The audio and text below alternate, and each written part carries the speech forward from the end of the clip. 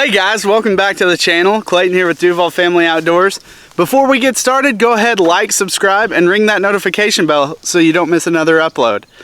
So today we're out here in one of our pastures. We're actually moving around looking for one of our favorite things, sand plums.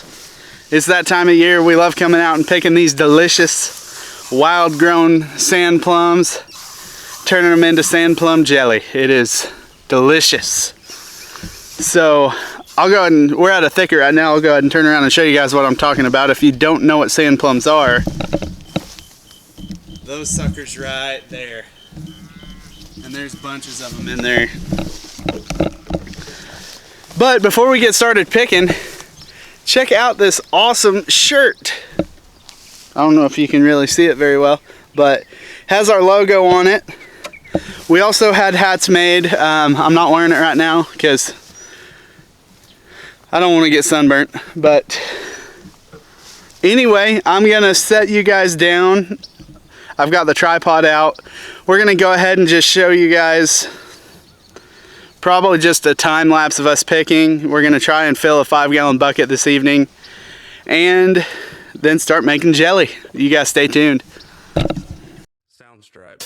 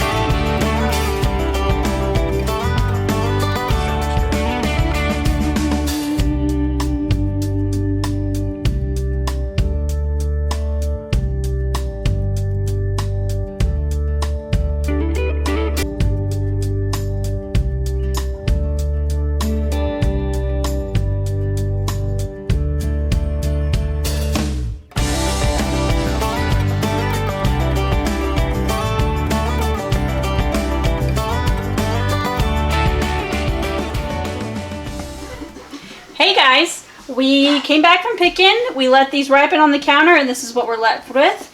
We've picked out the bad ones. We're gonna rinse them next, get them boiling in the pot, stick them in the juicer, and then we'll get some juice going. So we just put them in the cold water to wash them and further pick out the bad ones.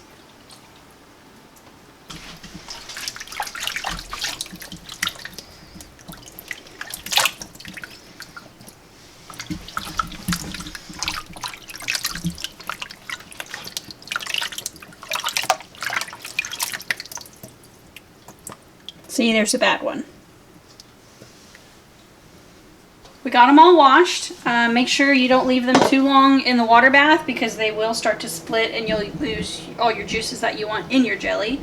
And then you fill it with some water. I've got it about, I don't know, maybe like enough to see water, maybe a quarter full compared to the amount of plums that are in there. And then now we're going to set it on some heat to get the skin split so it makes it easier for juicing. Okay. We boiled this at medium until the skin split. Look at that split. That looks good.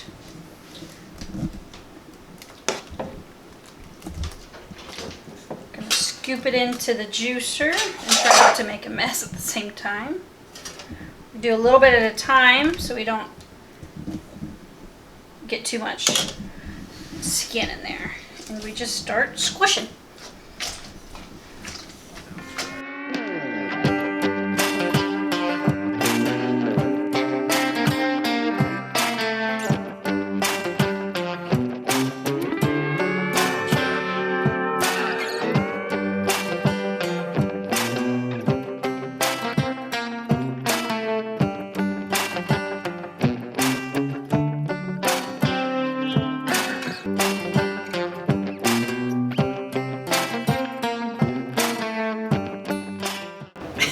Sand pits, sand plums have a very large pit, so there's a lot of years we don't even pick them because it's not worth it if they're too small. I mean, you'd have to pick a tremendous amount if they didn't make very large ones that year to be able to make any jelly with those large of pits.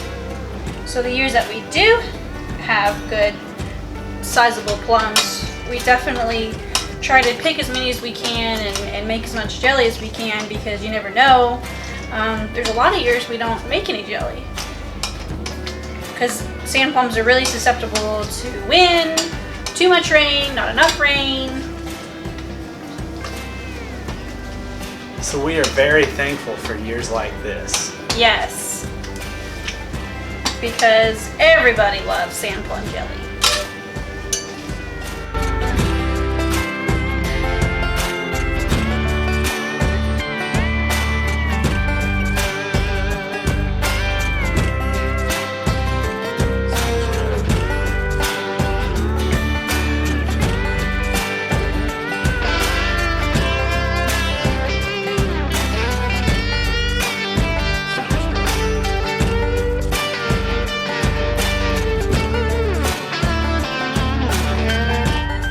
Okay, so we had 3.5 cups of the pure pulp, and now we're gonna actually pour this juice into the colander and make sure there's nothing in there that we don't want in our jelly. It's just like an extra precaution of no skins or anything in there. Doesn't look like we had any. And we're actually gonna go ahead and add the juice to the pulp because we don't like to waste anything. Especially sometimes, you know, there's a lot of years, like we said before, where we don't have any sand plums. So we're going to be able to make as much jelly as we can. So I'm going to add this to the pulp. And that way we get even more jelly. And I mean, technically it is juice. It is part of the jelly. And adding that to it made about a little under 7.5 cups. So we're going to let this cool overnight, and then we'll see you back tomorrow and actually do the canning. Hi, welcome back. It is the next day, and the juice has chilled, and so now we're ready to make the jelly and can it. And so we're going to show you the whole process. I'm going to get this started by pouring this into the big Dutch pot. We're going to bring this to a rolling boil that you can't stir down. So I'm going to go through what I've got here. I've got my ladle that I'll use for stirring and for ladling into the jars. I've got my jars started here in a little bit of water along with my lids. So that we'll get this nice and hot. It sterilizes them and it helps the actual canning process. We've got our sugar ready. After we get this done and boiled, we'll put sugar in there. We've got our lids or our rings. Once we put stuff in the jar, we'll put the rings on. I've always got a rag here to clean the jar once you dip stuff in there, and along with we have this little deal that helps grab those because they get hot. So I'm gonna let this boil. So we're gonna go ahead and put our fruit pectin, which helps make it gel up. It's just Sure Gel fruit pectin. It's just one of these packets. Put that in there.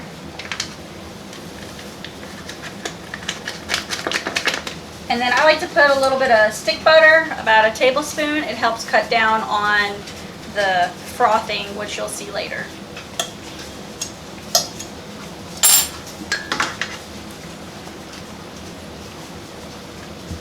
So this is rolling boil now, and I can't stir it down. So that means when it's rolling boiling, and I'm stirring it, the boil doesn't stop.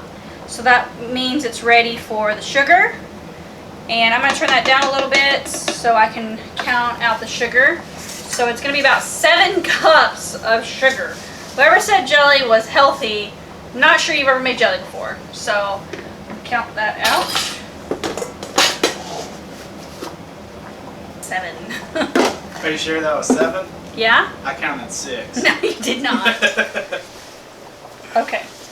We're going to turn that back up. Slowly pour this in while you're stirring.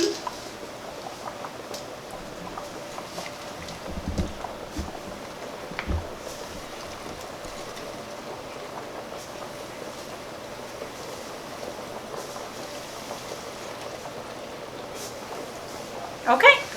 We're gonna let this get back up to a boil, just like it was before, rolling boil that you can't stir down. So we've got another rolling boil that I can't stir down. I'm gonna go ahead and turn this off, and we're gonna scoop off this kind of white foam. It tends to make the jelly bitter tasting, so obviously we want our jelly to be sweet. So I'm just gonna kind of skim that off the top.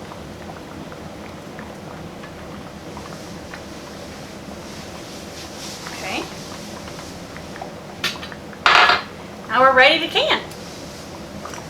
Grab me a jar. I have to grab it from the side.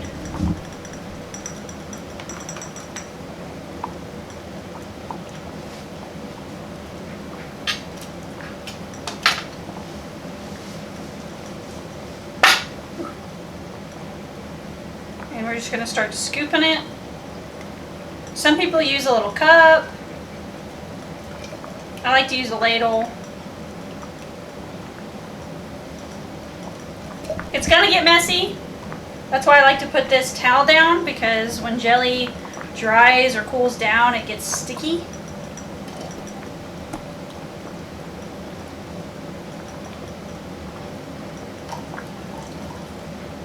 And I'm kind of messy anyway, so. Alright, we filled that up to the start of that neck. We're going to grab us a lid.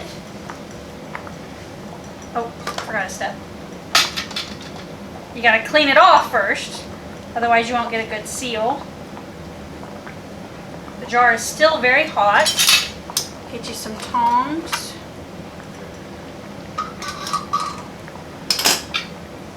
Get your ring. Go ahead and do that. I like to have a towel nearby to just grab that because, like I said, it's hot. Tighten that down, and we will set this aside and let it cool off. Don't touch it again because you can mess up the suction and the actual sealing process, so we'll let that be and move on to the next one.